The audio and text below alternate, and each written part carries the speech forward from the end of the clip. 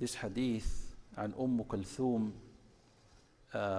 بنت عقبة بن أبي معيط رضي الله عنها قالت: سمعت رسول الله صلى الله عليه وسلم يقول: ليس الكذاب الذي يصلح بين الناس فينبي خبرا أو يقول خيرا فينمي خبرا خيرا أو يقول خيرا.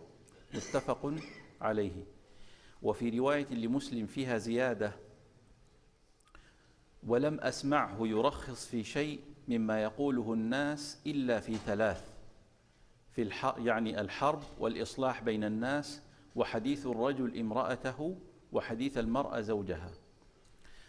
Kulthum, the daughter of Uqba ibn Abu Mu'ayt, may Allah be pleased with her, she said that they heard the Prophet ﷺ saying, a liar is not the one who makes peace and reconciliation between people by conveying something good or by saying something good. By conveying something good or by saying something good. To make peace and reconciliation between people, that means. And in another narration for Muslim, she said, I have not heard the Prophet giving permission to say something that is wrong or a lie, except in three: during the time of war, and to make peace and reconciliation between people, or between a man and his wife, or the wife and her husband.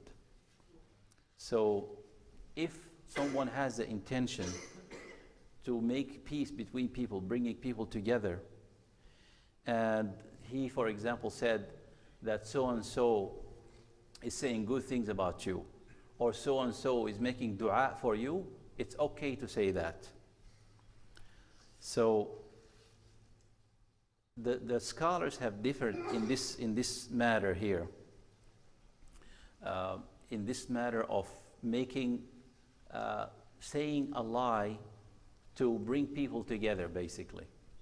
So they are saying, is it like a straight lie? Are we allowed to say a straight lie to bring people together or not? Or to make something called in Arabic tawriya. Tawriya is like a figurative language. Figurative language or figurative speech, it will have a direct meaning and a hidden meaning. So it will have like a literal meaning, and it will have another meaning, and not like the meaning that the people will readily understand it from. For example, someone will say that so-and-so in praising you, he could mean that he's praising your kind. He's praising Muslims, for example. But he's praising you, he will say. Or another example, someone will say, using this figure of speech, and he will say, so-and-so is making dua for you. But what he really means is that when we are doing tashahhud, for example, we say, Assalamu alayna wa ala ibadillahi as-salihin. When you say that, you are making dua for everyone who is good in heavens and earth. So you could mean that, right? So this is tawriya. So the scholars said that when making peace and reconciliation between people, said that you can only use this form, which is tawriya, this kind of figurative language, but not a straight lie. You're not allowed to do that. And some scholars, they said that using figurative speech in other than making peace and reconciliation, making that kind of language play, is not allowed and is considered to be a lie. And that is because the Prophet ﷺ in the hadith, he mentioned Ibrahim alayhi salam. You know, in the hadith where he said that the people are going to go to one prophet after another, and they will go to Ibrahim alayhi salam, and he will say, go and make a shafa'ah for us. Go and do like, ask Allah to start accountability, to start the day of judgment. And he will say, I cannot go because I have lied 3 lies. But in fact, Ibrahim did not make straight lies. One time he said, you know, a king of Egypt asked him about his wife. And he was afraid that the king is going to kill him because he was married to the most beautiful woman in the world at that time. So he wanted her for himself. If he knew that Ibrahim was her husband, he would have killed him. So he asked, who is this woman to you? He said that she is my sister, meaning sister in what? In Islam. So he didn't technically, he was meaning something, but the king understood something else. So some of the people, they use this hadith as an evidence that making tawriyah is a lie, as an evidence, because Ibrahim said that he have lied 3 lies in his life. So anyways, if someone is making peace and reconciliation between people, then it is better to stay away from lying.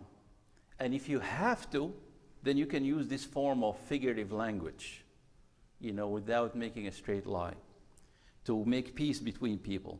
And there's a great maslahah in doing that, bringing people together. It has a great benefit. And so in another situation, which is in harb, in fighting enemies, people are allowed to say things to the enemy. For example, saying that we have madad, more surge coming, more soldiers. We are more powerful, to scare off the enemy. Or by action, for example, soldier movement, making the soldiers move in a certain way to trick the enemy that there is more people or more army came or something like that. That is allowed. And then the last thing that under which we can use this is when someone talks to his wife, or when the wife talks to her husband. For example, he would say, "You are the most beloved person to me in the world," or something like that. So that kind of these kind of things could be used. But also Ibn al-Uthaymeen rahimahullah, he said, don't be excessive in using that, because it can backfire. If if she finds out you're always saying these things are not true, then instead of bringing more love and cohesion in the family, it will be the opposite. So anyways, now just to conclude this chapter, because next week inshallah we'll go to another subject. This last hadith here, that is an example that the Prophet ﷺ intervenes. He intervenes between two people who are quarreling and having a dispute between each other. Aisha, may Allah be pleased with her, she said, the Prophet ﷺ heard 2 people outside the door arguing and having a dispute, loud noises.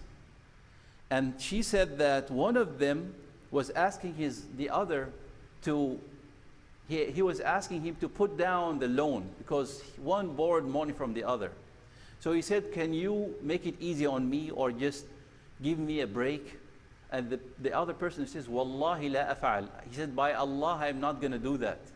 So the Prophet ﷺ, when he heard that, he came out and he said, "Who is the one who is taking an oath in the name of Allah he's not going to do good?" And the person, he said, "It's me, O Prophet of Allah, but he can have whatever he wants."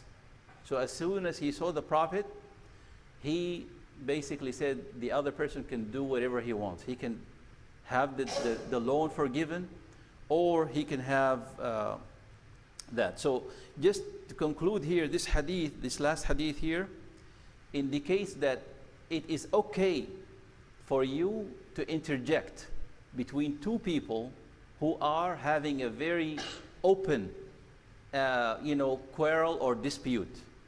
If they have it in secret, then that's another thing. But if they are quarreling in front of the people and their voices are high, then it's okay for you to go and try to make peace between them, to try to separate them, not to hurt each other, to try to make peace between them, because the Prophet ﷺ did that. And also doing that, expecting reward of Allah subhanahu wa ta'ala, it has a great reward. وَمَنْ يَفْعَلْ ذَلِكَ ابْتِغَاءَ مَرْضَاتِ اللَّهِ فَسَوْفَ يُؤْتِيهِ أَجْرًا عَظِيمًا. Allah will give him a high reward. Also, this hadith indicates if someone borrowed money, we have to be easy on him. Either we have to put the loan if he's not able to pay back, or give him more time until he can pay. And also this hadith rebukes and chides and scolds any person who swears in the name of Allah not to do something good. So we should not use the name of Allah to say, Wallahi, I'm not going to visit so and so. Wallahi, I'm not going to give anybody this and that. Wallah, that is something that's shunned and should not be done. So this was the last hadith in this chapter about bringing peace and reconciliation between people. We ask Allah subhanahu wa ta'ala to benefit us from this hadith. We ask Allah subhanahu wa ta'ala to enable us to be people who bring peace and reconciliation between people and benefit from these words of the Prophet sallallahu alaihi wasallam. Jazakumullah khair.